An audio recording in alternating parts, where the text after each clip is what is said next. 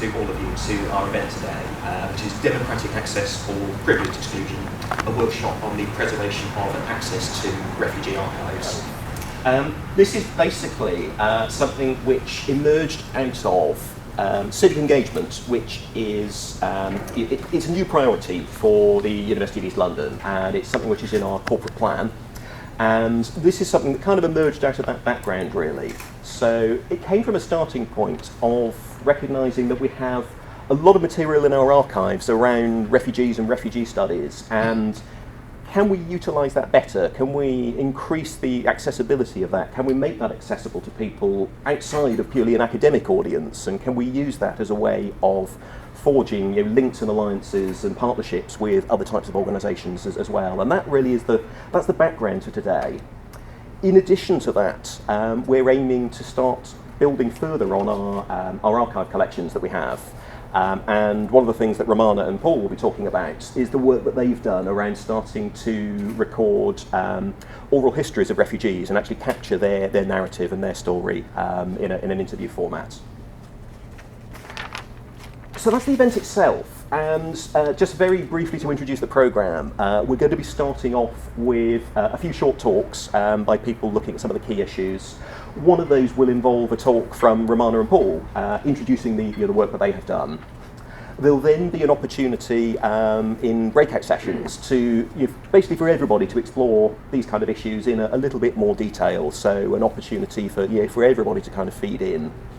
And then after the afternoon break, we will have, first of all, our Vice-Chancellor talking to us about the civic engagement agenda at UEL and how projects such as this fit into that. And then our roundtable discussion. So we're very pleased to have a number of speakers who will be joining that. And hope to have a lot of really interesting discussion and debate coming out of that. And then after the formal close of today at 5 o'clock, we will be transferring proceedings over to our archives, which are situated up at the other end of the campus in our Docklands Library.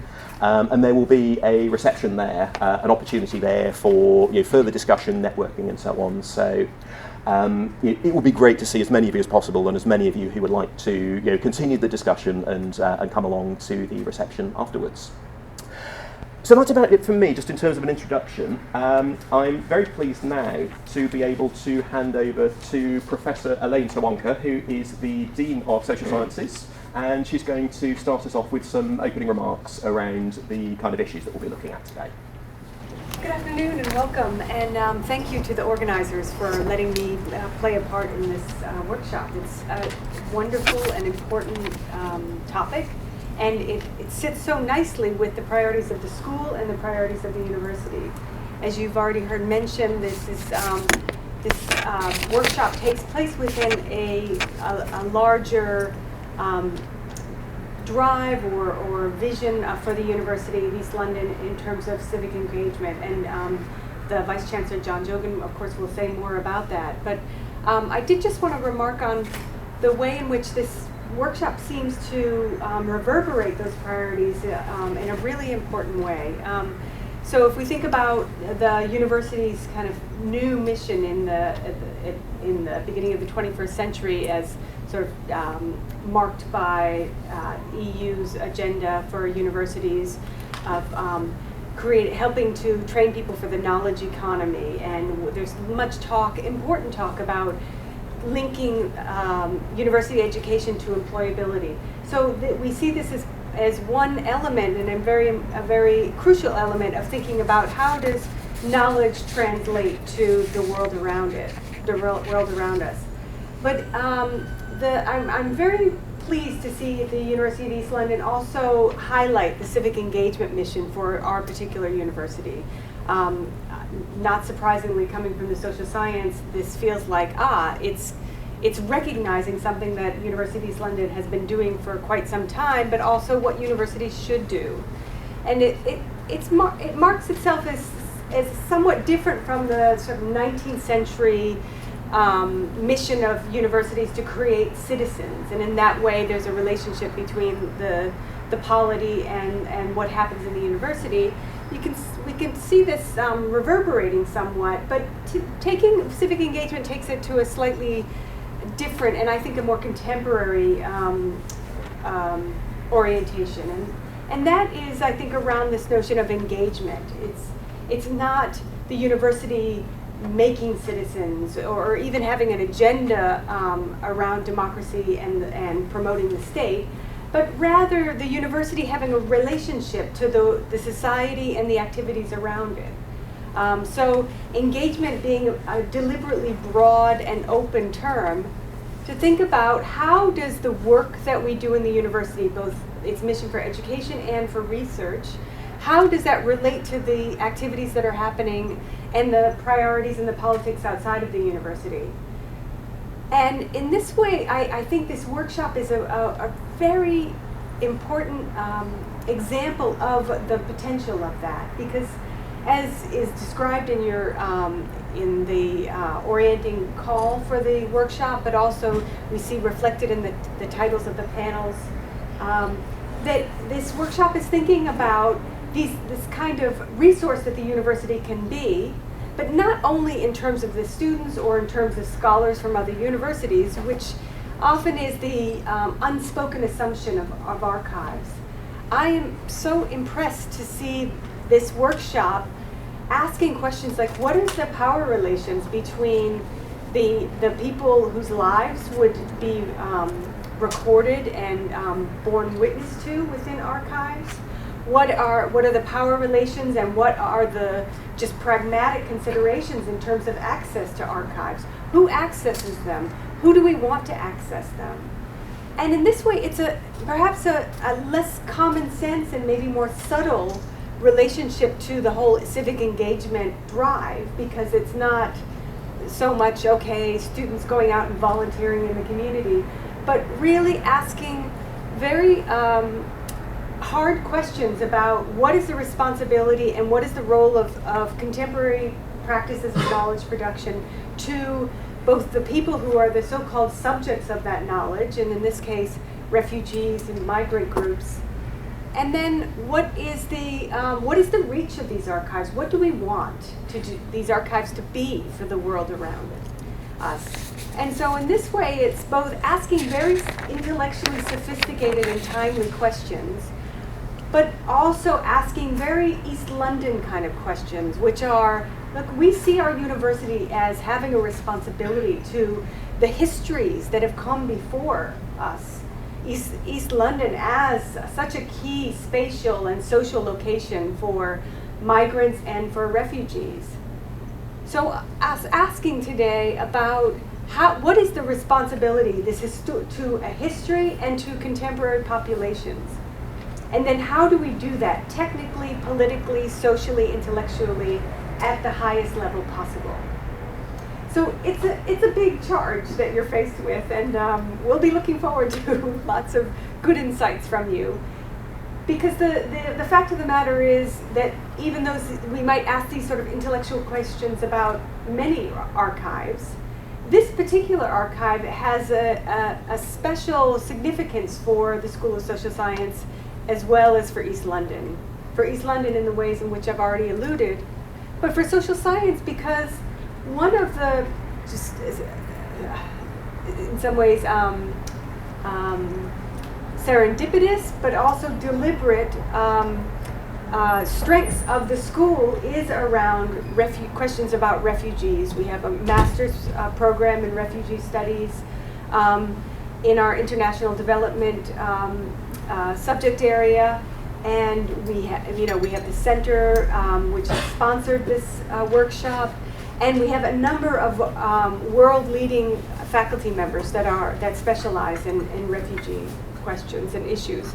So this archive is very important for our larger resources and our increasing specialization in this area. So we want to do it right as well. We want to build on our sort of journey to be a world-leading resource for refugee studies, but also to model a different kind of scholarship, a different kind of administrative commitment in the School of Social Sciences. So with that, I'll close my comments by thanking you, the organizers, for bringing this workshop here, and for allowing me to sort of applaud and thank all of the participants for the kind of work that you'll do today, and to wish you a very, very productive afternoon. Thank you very much.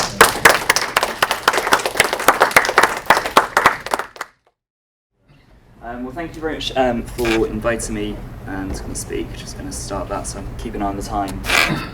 I think before I kind of start with the kind of main issues I want to talk about today, I don't think we can really have a kind of an event like this, particularly at the present time, without remembering the tens of thousands of people who, in their desperation, have died trying to enter Europe in recent decades, and in increasing numbers in the last year, and as a direct result of exclusionary immigration controls. And I think we need to understand that as very much part of Britain's history in relation to refugees, even though those people never actually set foot within Britain. What I'm going to kind of speak about today is not really a kind of a conventional academic paper, but more of a kind of a provocation that I hope will kind of feed into and kind of some of the discussions that we have later. Even if you might disagree with some or all of the points that I'm going to make. There's three key proposals that I want to make today. Firstly, that the stories that are told about histories of migration, histories of refugees, have power to influence the present. Secondly, that there's a fundamental contradiction between the interests of refugees and what defines people as refugees, making that kind of claim within Britain, and the interests that are represented by the British state, and that's something that we need to take into account in any kind of responses that we're developing to try and improve kind of social justice for and with refugees. And thirdly, that the university, any university, exists in the midst of those contradictions and the conflict arising from those contradictions between the state and refugees. And the university is at the same time, I would argue, part of the establishment very close to the state, but also provides spaces that can be used to try and struggle for social justice.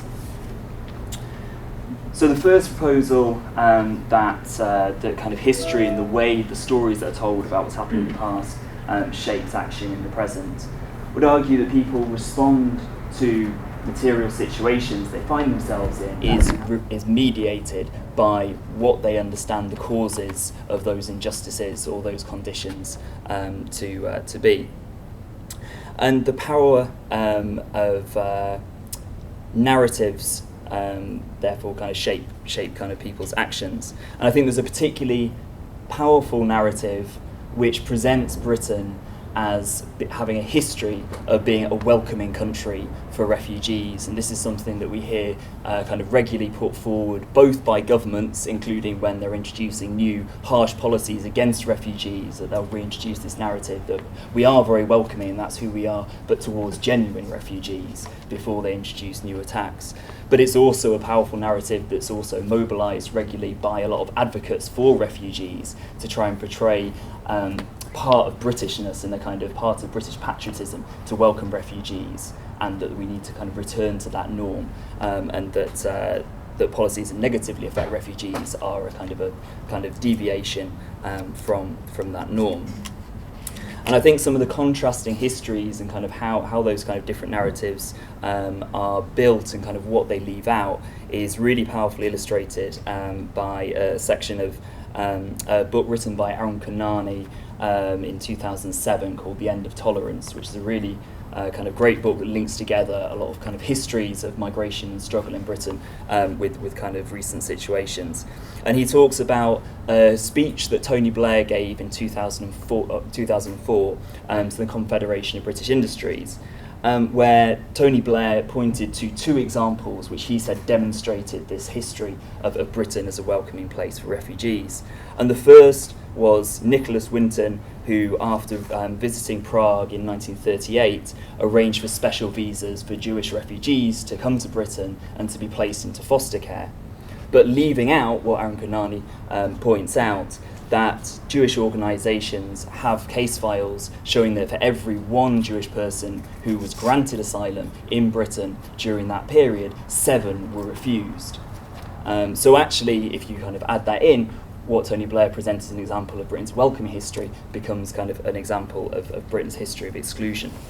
And the other example that Tony Blair gave in that speech was the example of East African Asian refugees arriving in Britain in the 1960s and the 1970s.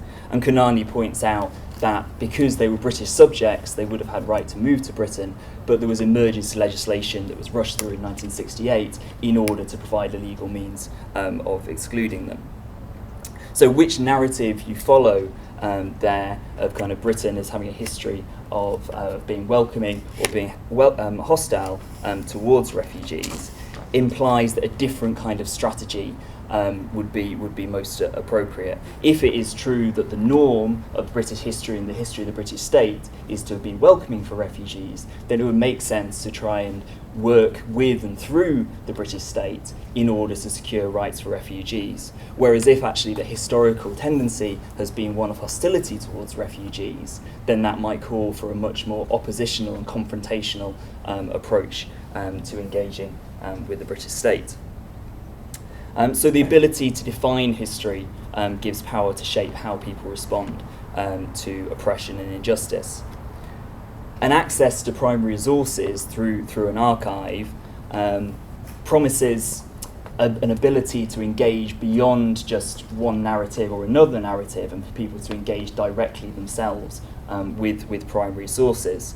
But I would argue that still isn't a direct engagement with history, and the way that people access those sources, the way they're organised, decisions about what's included in the archive and what's left out of the archive still constructs how people encounter those histories. And in cases where there is a contradiction of interest, as I'll argue, is this the case between the state, the British state, and refugees, then knowledge affords another kind of power. That if knowledge is available about the way that people organise, the strategies they develop to try and challenge oppression and injustice, then that information can be useful to people who want to neutralise or divert those strategies. And so that raises questions for me in terms of access to the archive, not only about opening up access to refugees themselves and refugee organisations, but about whether there's a need to restrict access for the state to certain kinds of information in the archive. So, for example, having the ability for refugee organisations to be able to deposit information that can only be accessed by other refugee organisations or certain categories, or whether there are certain kinds of information that refugee organisations may want to withhold entirely so that they can control access to it directly. The second proposal that I wanted to make today is this idea that there is a fundamental and deep-seated contradiction between the interests represented by the British state and refugees. In considering what it means to be a state, what is kind of the essence of a state, I find still the most convincing and kind of helpful definition of a state is the one developed by a Russian refugee in the early 20th century, Lenin, who defined the essence of a state as a system of organised violence by which an economically dominant class establishes political control and uses that political domination to maintain its economic position. And I would argue that is still the essence of the British state, even though it's often very masked, very hidden, partly because the most direct and bloody acts of violence that the British state carries out are generally carried out in other countries. And racism acclimatises us to kind of accept those in a way that people would not accept if they were happening within mainland Britain. And my reading of history and the history of kind of refugees and kind of the British state's response to refugees in Britain suggests that the response of the state has been determined to a very large extent by the interests of the British capitalist class. And we can go back for examples to the kind of the first claims of kind of political asylum made by members of the French ruling class fleeing the revolution in 1789, who were welcomed in Britain, but then was followed by the Aliens Bill in 1793, which was directed at stopping French revolutionaries from coming to Britain. And Lisa Schuster provides a lot more many more kind of examples in her book Asylum and the Lessons of History of kind of how the self-interest of the British state and the British ruling class has kind of influenced asylum policy. And in recent history, one of the points that she makes is that for a period, asylum and granting asylum was very useful for the British state in the context of the Cold War to demonstrate its kind of humanitarian and kind of liberal values, its kind of respect for human rights by granting asylum to people leaving socialist countries.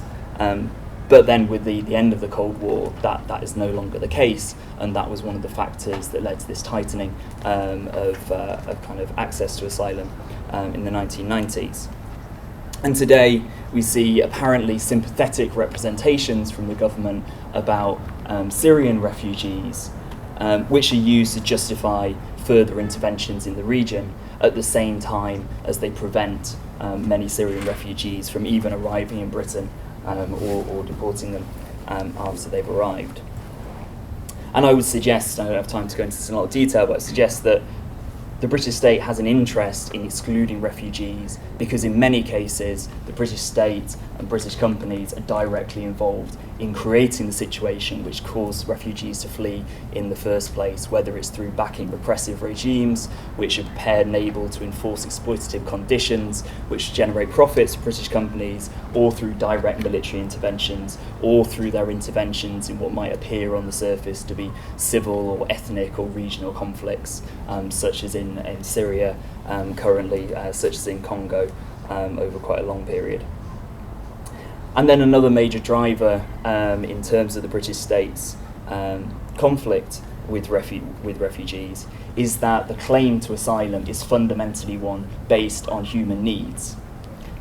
And so the restrictions on asylum in Britain have gone hand in hand with a tightening of immigration policy to try and fine-tune immigration to the needs of British capital, the needs of British employers.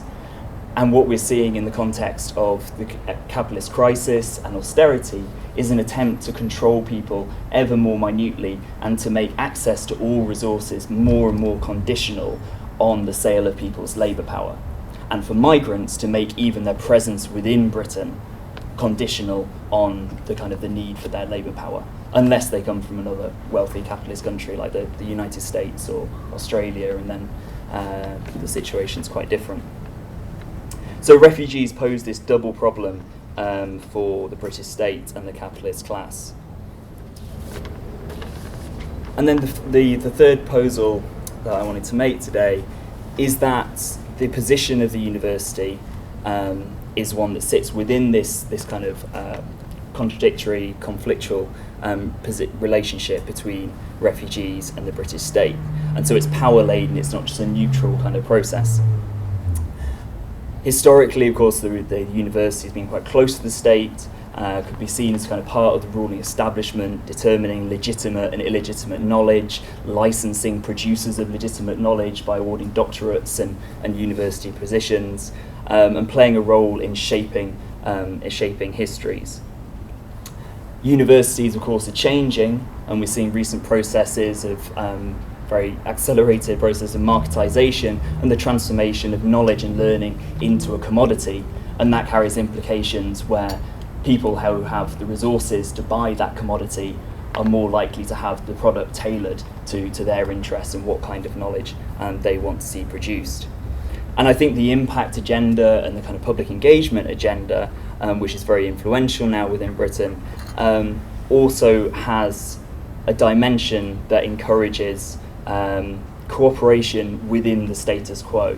That if your priority is to be able to submit to the next kind of exercise where they assess the impact of people's research and say, yes, my research has influenced policy, then I would suggest that in the current period, if you're developing more effective strategies to control and restrict migration, you're much more likely to be able to demonstrate an impact than if you're fundamentally questioning the whole basis of immigration restrictions. But I think each of those aspects, the kind of historical role and relationship of universities in Britain, and marketisation, and the impact and public engagement agendas, all also create spaces that can be used. And I won't go into those spaces a lot kind of now, but I'm really kind of happy to talk to people individually if you'd like to approach me. And in the context of the scale of cuts that are happening to the voluntary sector and cuts affecting communities in so many different ways, universities, relatively speaking, have a lot of resources. So I think, you know, there's value in universities' role there. But the spaces that exist within academia, within that situation of such contradiction and conflict, are always under threat, particularly where people are able to use the spaces to advance the interests of a group like refugees that stand in to receive such hostility from the state. And so we need to be prepared to actually struggle to defend those spaces. And alliances between people inside and outside the university are very important for that. Alliances between people who are committed to trying to ensure that an archive, like the kind of the archives here, are used as fully as possible to advance the interests of refugees and to try and prevent them being used by people who are trying to act against the interests of refugees. Okay, thank you.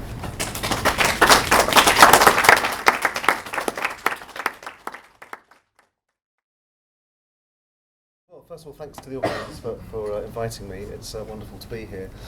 Now, in kind of contrast to Tom's kind of erudite talk, mine is going to be kind of much more somewhat lackadaisical, I suppose. I'm not a scholar in refugee studies. I haven't actually directly been involved in any kind of refugee research whatsoever. But what I have been involved in is a lot of oral history projects over the last sort of 20 or 30 years. And oral history is a personal and research interest of mine. So I think really, Paul invited me here to maybe just kind of offer you some examples or raise some ideas really about how oral history might be, you know, a really exciting and interesting way that the archive could develop, and of course I'm sure it will develop in all kinds of ways, but I think this could be a really kind of promising strand. So what I'd like to do really is just talk about some examples from my own practice and beyond, and just sort of suggest to you that there may be some use here in terms of community engagement particularly. And there's really sort of three kind of issues that I want to highlight. The first is using oral history as a way to relay to kind of the outside world the experience of refugees and migration itself. Secondly, as a tool for intergenerational understanding, when we can work with children and young people, and you know, using it as a tool to get some discussion and some debate going with older generations. And finally, my own kind of particular interest is conceptions of place and how these stories can in fact problematize and make places more interesting, more exciting, more challenging, and just suggest some ways that perhaps we could go with that.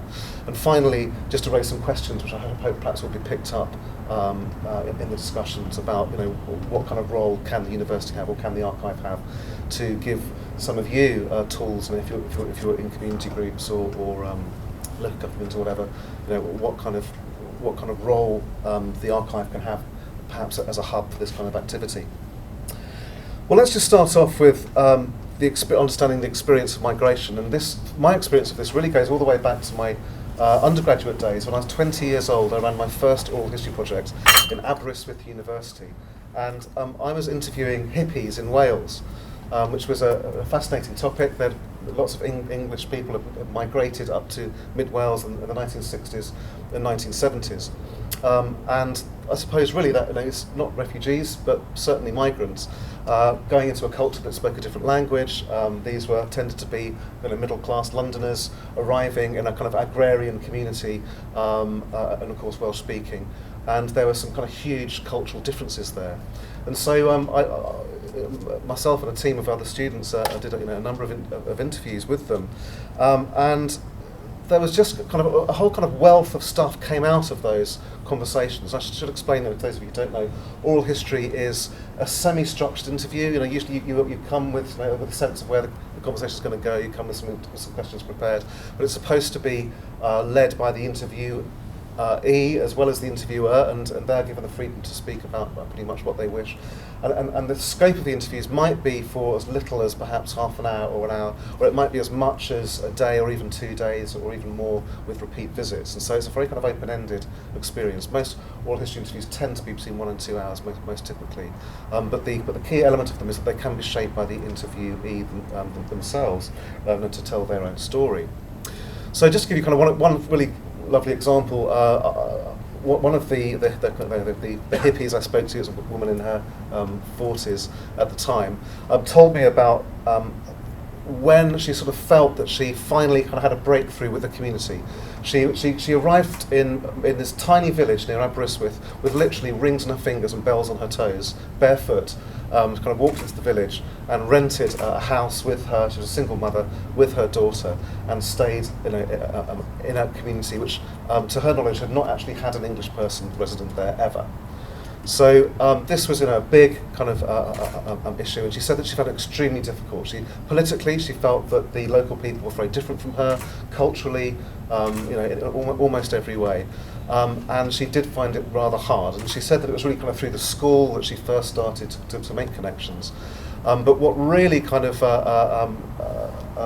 brought this home to her about how strange she was to the local people was when she asked a local girl to come and babysit. She wanted to go into Aberystwyth to watch a movie at the cinema, and so she had this 8-year-old girl, and so she asked a neighbour's child to come and babysit, a teenager to come and babysit for her. So she went to the cinema was full up, and so she had to get the bus all the way back, and she arrived an hour early, and she found the door ajar, and her house was full of the village. Everybody had come round to have a look at the hippies' house to see, to see what it was like, because they were so curious. And she said it was just, incredibly embarrassing, of course, for the people inside the house. They literally kind of steamed past her, where they going, "Oh, just keep an eye on the girl. I think she's doing just fine." It's kind of 15 people kind of trotted out of her house. But she said, for her this was a real kind of breakthrough, partly because the power relations had changed. Suddenly they were embarrassed, and she was kind of in a position of control to some extent. But also this was kind of like a comic kind of element to it, I suppose. But it was a starting point for her to establish kind of a conversational relationship. But crucially, it had demystified her. It had demystified her to the local population. And I think a lot of what oral history has to offer is that it's in the demystification of the migrant's experience, because a lot of people are coming to this in a position of complete ignorance, and that's where so many misunderstandings come about. And so collecting these stories and kind of expressing them can help, I think, first of all in the experience of migration itself. So this is someone who experienced migration, went through some troubles, and those stories can be shared to other migrants to express common stages of the migrant experience, common issues, common problems perhaps that people can have. So you might be able to learn something from the past experiences. But also there's the second element of that story, when it's expressed to the public, can perhaps overcome misunderstandings and difference. Now, a good example of this, I run an MA in Heritage Studies, and I have MA students who do oral history trails, and part of their coursework is to create a trail where you walk around the streets, usually of London, and you're listening to people's memories as you go. And a student of ours, Rosa Vilber, did a fantastic trail called Housing in Hackney, and that was interviewing many refugees and migrants who have gone through the experience of finding housing and going to the housing authorities and trying to get housing benefit and so on, going through that whole thing. So she did an oral history project with I think 20 or 30 individuals, and created a trail which took you various kind of different projects and buildings around Hackney. You're listening to the migrant experience, but then it also took you to the housing office itself, and you sat there kind of listening, hearing about what that was like to kind of be up and be interviewed by those local council officials. But you actually kind of sat there watching that process happening in front of your eyes. Very deeply kind of powerful methodology, where you can actually kind of start to situate these things, not just in the archive themselves, but if they're done carefully and sensitively, you can take them out of the archive and put those memories back into place. very good example of this, not that I was personally involved in it, but at Concordia University at Montreal in Canada, they did a huge project on the refugee experience. And one element of that was to do a 12-week multimedia course with refugee children. They were from all kinds of different countries and cultures. And they wanted to basically collect their experience and stories of place and create what they called, or what I call a memoryscape, kind of memories applied to place. And there were certain very problematic things with using oral history in the refugee situation which they had to confront. First of all, you had the security issue. The stories they were saying actually might have some political problems, particularly if their families are being considered, for entrance into the country. So very soon they established the idea of private stories and public stories, and the children kept journals, and there was certain kind of work which was private and personal. Then there was the public stories which could be aired elsewhere. They started off by using food, and so the children brought in food, which they prepared with the help of their parents, and they told stories about it, and that was a very sort of powerful way that they could start to bring stories from their different cultures into the mix. Then they also did community mapping, so they were told to map on kind of very large kind of pieces of paper places in Montreal that they felt safe. Which places do you feel most at home at? Which places are reminiscent to you or have echoes perhaps with your past experience? And then through community workers, they all developed their own stories, and they might be fictional or they might be non-fictional, but they all developed 800-word stories about their experience of could be whatever they liked. It could be their experience of Montreal and what it was like to get on there, or it might indeed be stories going back to their experience of being refugees. And some of these, of course, could be very abstract, and that's the other thing you can do. So we don't just necessarily have to deal with the hard facts of experience and so on. It could be that in fact you can go into imaginary realms or symbolic realms and make attachments to places, which can be, I think, very useful and perhaps a safer way sometimes to express experience. Now, these stories were recorded and then they were put onto a coach, and the university organised 2 coach tours which were hosted by the children themselves, and these were made up of the children chose significant places in the city which were important to them, which they wanted to link their stories onto. And sometimes it really was a place with a lot of concrete, for example, because that reminded them of in Nairobi the marketplace that they wanted to talk about, perhaps. So it wasn't necessarily a historical kind of connection there, but the public were bussed around and they heard these recorded stories, but interspersed with live introduction from the children themselves. And it got huge press interest, because at the time Canada was going through some refugee legislation, and so the press kind of turned up and wanted to ask these children about their experiences and their feelings and so on, but with an eye to this kind of very newsworthy story. And that in itself had to be very carefully managed, and at one point a radio journalist was trying to get someone to talk about their experience, and they in fact had absolutely no wish to do, as that a lot of their family had died in Rwanda, and the academics had to kind of step in and say, I'm sorry, no, this isn't appropriate, you actually kind of can't do that. So this stuff is very hard to do, it's very difficult to manage. They had to have counsellors on tap as well, because they're dealing with some very kind of problematic stories. And this kind of work involves a lot of manpower, a lot of support, a lot of resources, but that project, I think, was particularly a successful one, where it really did make some kind of public impact, but also over a 12-week process, which was 3 months. That's, I think, in terms of community projects, that's a good run. We can actually establish really good relationships with the children involved. So we can do actually really quite deep work with people that's intergenerational, where children can talk about some of their experiences, but also interact and indeed interview old generations. And many of the stories came about through interviews that the children did with their parents and with their families, making sense of those experiences. So, questions to consider. What can kind of this archive offer, not just academic researchers, but also community groups or people working kind of in the field of with refugees or migrants, or indeed migrant groups themselves. What resources do they need to do this kind of work? I mean, and in oral history, for example, decent recording equipment is really important. It's also pretty expensive. So that's something which we have a very well-equipped a multimedia facilities here, and also things like that, access to facilities where you can do sound editing and so on. And then there's the training involved. So these are skills which can be transferred, and indeed we have expertise amongst us that perhaps could help with that. But what kind of things can we actually offer, concrete things can we offer realistically, or can we get funding to offer if necessary, to actually kind of bring about some of that intergenerational or kind of place-based community work. And also we have certain expertise as well, so academically, or the kind of questions and issues perhaps that we should be asking. Can we today perhaps think about what kinds of questions do we want to get out of this work? What kind of questions do we want answered by this archive? Historically, is there any connection between the Hasidic Jews kind of coming in the 19th century and Rwandan refugees? What are the big kind of issues, the big questions, and perhaps that's something which all of us can help answer in some way. The university has very good links with schools, for example, and with businesses and community groups. So can we make use of our own networks, or indeed of their networks, perhaps that would be useful for us to bring to bear here?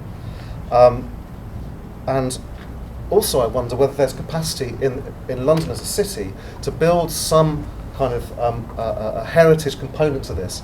If you just think about the major cities in the world, almost all of them have a refugee or migration museum of some sort. London is incredibly unusual if you compare it to sort of somewhere like New York or Montreal or any major city.